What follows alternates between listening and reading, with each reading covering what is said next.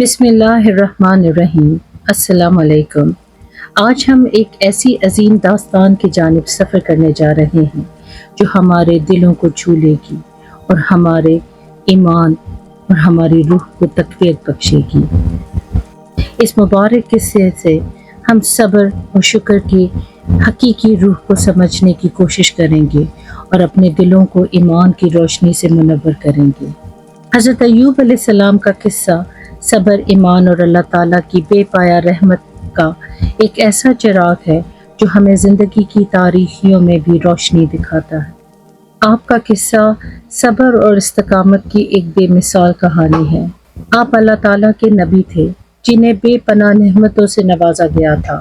آپ کے پاس بے شمار مال و دولت تھی، آپ کی بہت ساری اولاد تھی اور آپ صحت مند تھے، لیکن پھر اللہ تعالیٰ نے آپ کو آزمائش میں مبتلا کرنے کا فیصلہ کیا۔ یک پا دیگر آپ کا تمام مال و دولت تباہ ہو گیا۔ آپ کی ساری اولاد دنیا سے آپ کی زندگی میں رخصت ہو گئی اور آپ خود بھی ایک سخت بیماری میں مبتلا ہو گئے، ایک ایسی بیماری جس نے آپ کے جسم کو گلا دیا۔ اس سب کے باوجود آپ نے صبر کا دامن نہیں چھوڑا اور ہمیشہ اللہ کا شکر ادا کیا اور کبھی کوئی شکایت نہیں کی۔ آپ کی اہلیہ نہایت وفادار تھی اور آخر تک آپ کی خدمت کرتی رہی۔ ان آزمائشوں کے دوران لوگوں نے ان سے بھی کنارہ کشی اختیار کر لی تھی کہ کہیں حضرت ایوب کی بیماری ہمیں نہ لگ جائے۔ معاشرے کے تمام لوگ آپ سے دور ہونے لگے، یہاں تک کہ آپ کے دوست بھی۔ صرف 2 دوست رہ گئے، وہ بھی آپ سے دور کھڑے ہو کے بات کرتے تھے کہ کہیں آپ کی جو بیماری ہے وہ انہیں نہ لگ جائے۔ مگر حضرت ایوب علیہ السلام نے پھر بھی صبر سے کام لیا، کبھی شکایت نہ کی۔ آپ کی اہلیہ نے آپ کو ایک دفعہ کہا کہ آپ اللہ تعالیٰ سے دعا کیوں نہیں کرتے؟ آپ اللہ تعالیٰ کے نبی ہیں، وہ آپ کی دعا کو رد نہیں کریں گے۔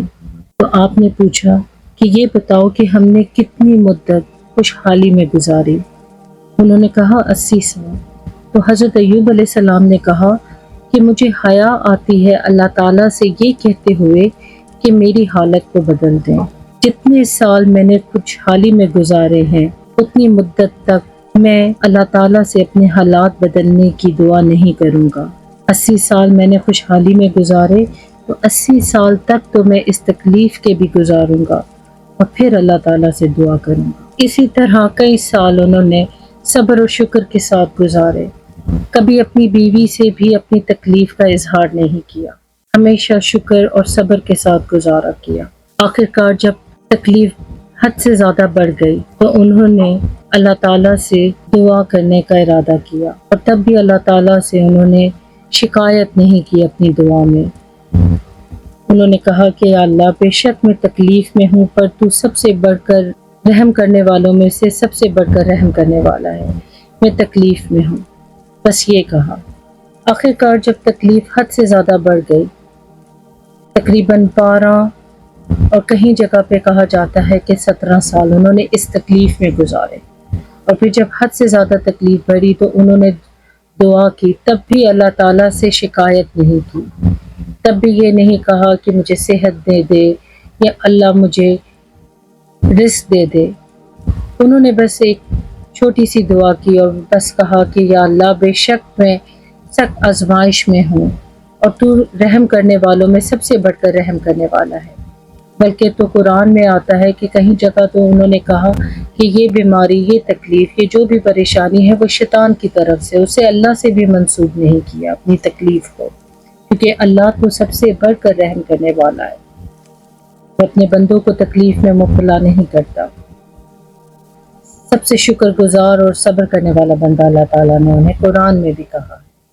آخرکار اس دعا کے بعد جب اللہ تعالیٰ نے ان کی آزمائش ختم کرنے کا ارادہ فرمایا تو انہیں حکم دیا کہ زمین پہ پاؤں مارے، اور پھر جب انہوں نے زمین پہ پاؤں مارا تو وہاں سے ایک چشمہ پھوٹ نکلا جس کا پانی پینے اور غسل کرنے سے ان کی تمام بیماری ختم ہو گئی اور وہ صحت و تندرستی واپس آ گئی، جیسے وہ پہلے تھے اسی طرح سے ان کی اللہ تعالیٰ نے ان کا سارا مال اور دولت بھی واپس کر دیا۔ ان کی اہلیہ کو بھی ان کی وفاداری کا بہترین صلہ دیا، کیونکہ وہ اس مشکل میں ایک وہی تھی جو ہر وقت ان کے ساتھ تھیں۔ اللہ تعالیٰ نے انہیں بھی پھر سے جوان اور صحت مند بنا دیا۔ یہ تھا حضرت ایوب علیہ السلام کا قصہ جو ہم نے چند منٹوں میں سنا، مگر ان کی یہ آزمائش، یہ غم کچھ دنوں، کچھ ہفتوں، کچھ مہینوں یا کچھ سالوں میں ختم نہیں ہو گئے۔ ان کی آزمائش برسوں پر محیط تھی۔ ان کی داستان ہمیں یہ سکھاتی ہے کہ صبر اور حوصلہ کسی بھی مشکل کو آسان بنا سکتا ہے۔ ہماری زندگی میں بھی جب مشکلات آتی ہیں، ہم اکثر سوچتے ہیں کہ اب اس سے زیادہ مشکل اور کیا ہوگی، اور امید کرتے ہیں کہ حالات بدل جائیں گے، اور حالات بدل بھی جاتے ہیں۔ مگر کبھی کبھار ایسا بھی ہوتا ہے کہ ایک مشکل کے بعد دوسری اور بھی بڑی آزمائش آ جاتی ہے۔ تب ہمیں احساس ہوتا ہے کہ شاید پچھلی تکلیف اتنی بڑی نہیں تھی جتنی ہمیں لگ رہی تھی۔ مثال کے طور پر، اگر کسی شخص کو اپنے کسی قریبی رشتہ دار سے دھوکہ مل جائے یا اسے کوئی بہت بڑا مالی نقصان ہو جائے، تو وہ اس صدمے میں اس قدر ڈوب جاتا ہے کہ رفتہ رفتہ بیماریاں اسے گھیر لیتی ہیں اور وہ ڈپریشن کا شکار ہو جاتا ہے۔ یوں لگتا ہے جیسے زندگی کا اصل لطف اس سے چھن گیا ہو۔ لیکن پھر جب زندگی میں کوئی ایسا لمحہ آتا ہے کہ اس کا کوئی بہت پیارا، مثال کے طور پر اس کی اولاد دنیا سے رخصت ہو جاتی ہے، تو پھر اسے احساس ہوتا ہے کہ وہ پہلے جس غم کو بہت بڑا سمجھ رہا تھا، وہ دراصل کتنا چھوٹا اور بے معنی تھا۔ وہ سوچتا ہے کہ کاش اسے پہلے ہی ان نعمتوں کی قدر ہوتی جو اس کے پاس موجود تھی، کیونکہ جو اب غم اسے ملا ہے وہ اس کی ساری پہلے غموں سے کہیں زیادہ گہرا ہے اور زندگی بھر ساتھ نبھانے والا غم ہے۔ کیونکہ اولاد ایسی چیز ہے کہ جب وہ آپ سے بچھڑ جائے تو انسان سوچتا ہے کہ اللہ مجھ سے سب کچھ لے لے اور مجھے اسے لوٹا دے، لیکن ایسا ممکن نہیں ہوتا۔ یہی زندگی کا فلسفہ ہے۔ ہر آزمائش کے پیچھے ایک حکمت ہوتی ہے، اور ہر مشکل ہمیں یہ یاد دلاتی ہے کہ جو نعمتیں ہمارے پاس ہیں ان کی قدر کرنی چاہیے۔ ہمیں یہ سمجھنا چاہیے کہ اللہ تعالیٰ کی طرف سے ہر نعمت ایک تحفہ ہے، اور ہر آزمائش ہمیں اس تحفے کی قدر کرنا سکھاتی ہے۔ زندگی کے اس سفر میں ہمیں ہمیشہ صبر اور شکر کا دامن تھامے رکھنا چاہیے۔ ہمیں یاد رکھنا چاہیے کہ مشکلات عارضی ہیں، ان کے بعد آسانی ضرور آتی ہے۔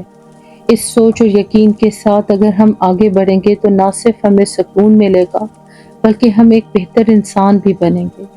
آخر میں یہی کہوں گی کہ اپنے دلوں میں امید اور حوصلے کو زندہ رکھیں، ایک دوسرے کا ساتھ دیں، مثبت سوچ کو اپنائیں اور اللہ کی رحمت پر بھروسہ کریں۔